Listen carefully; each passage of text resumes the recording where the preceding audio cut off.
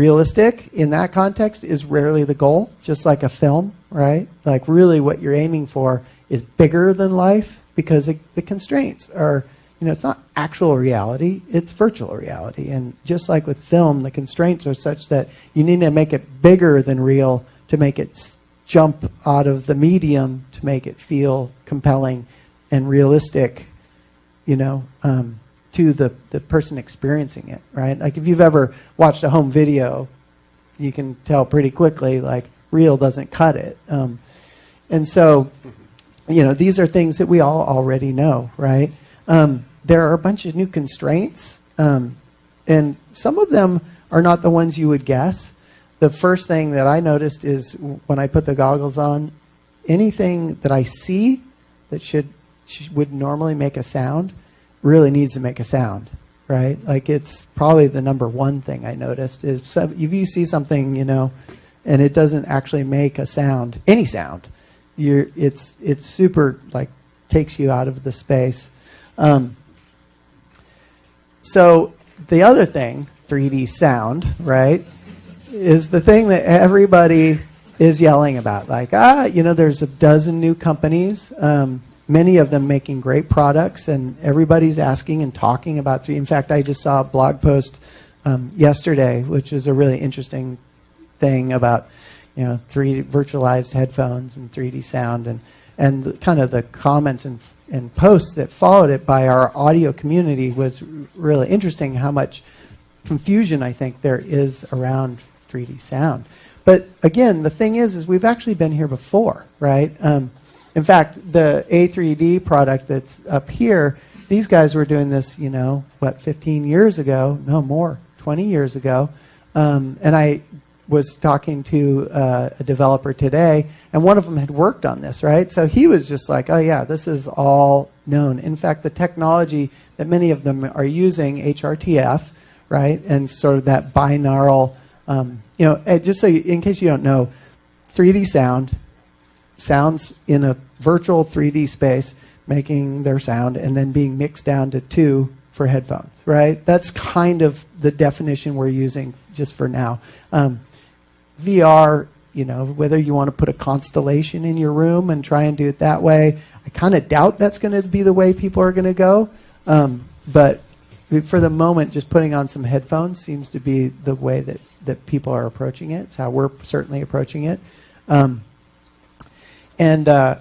so yeah, you look at the concept of HRTF and binaural mixing of these placed sound in space.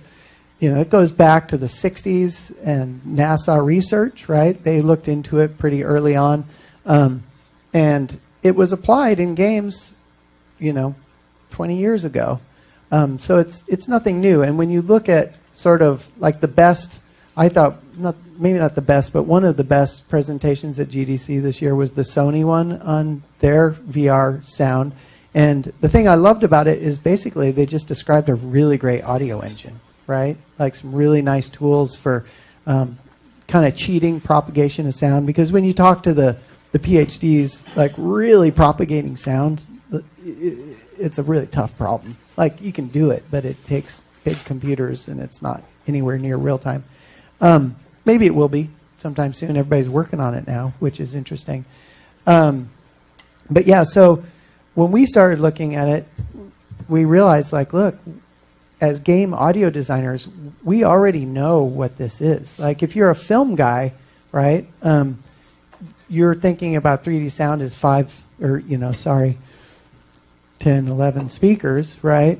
And it's not an object in space. But as 3D game design audio guys, we're already working in 3D space. And sure, it's a pan for the most part because somehow along the way from 20 years ago to today, we let HRTF go, right? And not everybody did. I'm sure some engines out there are using that still. I mean, it's in our code. I've seen it.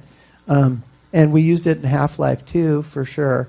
But the early reflections, all the things that make a sound, and just so in case you don't know, like, if a sound's rotating around you, like going behind you, like in most games today, what it'll do is go from here to there and then back to here, right? And and what HRTF and actual 3D sound does is applies basically DSP transforms that make it like simulate the occlusion of your head, your torso, and your ear, and part of the canal, so that as it goes behind you, it actually sounds like it's behind you, right? In theory. And so somehow in the last couple decades, I know why we stopped doing it. It's because it took a sound card, right, to actually implement it. And most companies were going to all software, proprietary engine, or middleware. But as we're looking forward now, all of a sudden, when we're trying to parse this idea and how to make immersive sound, like all the standard tools that we already have still apply. Like, in fact, game audio people are probably the best poised to make this transition into the future, into this new art form and this big change that we're going through. Because we've been there.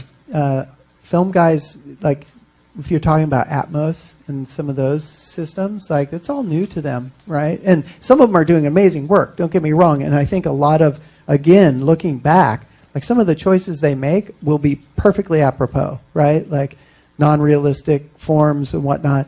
However, that idea that, this screen right is coming out of the speaker or whatever is not going to work, right? And I see that in all the demos we do. When you do a immersive 3D sound demo and they're using a film, it's super confusing as a game audio person, because I'm like, no, that sounds right there. Like, I know exactly where it is and where it should be, and the visual doesn't match. Whereas in VR, that won't be the case, because you can look anywhere, right?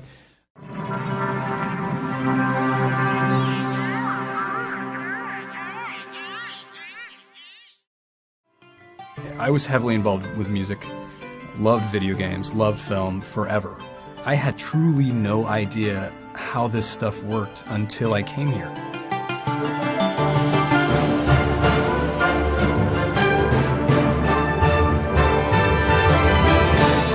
Games are the next level beyond filmmaking. So if you can grasp the concepts of sound design, working with linear images, and composing to linear picture, you can then begin to evolve into the next level of integrating sound and music into a nonlinear environment.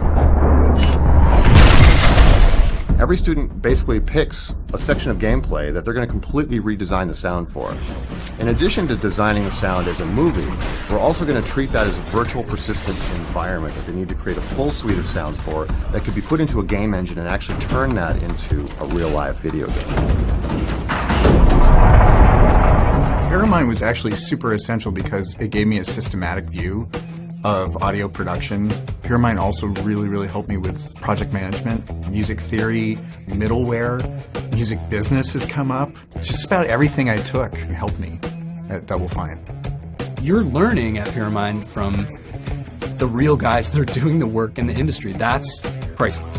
You're walking out with a portfolio piece that says, I have these skills, I understand how this business works, and I understand what employers and companies are looking for in this creative space.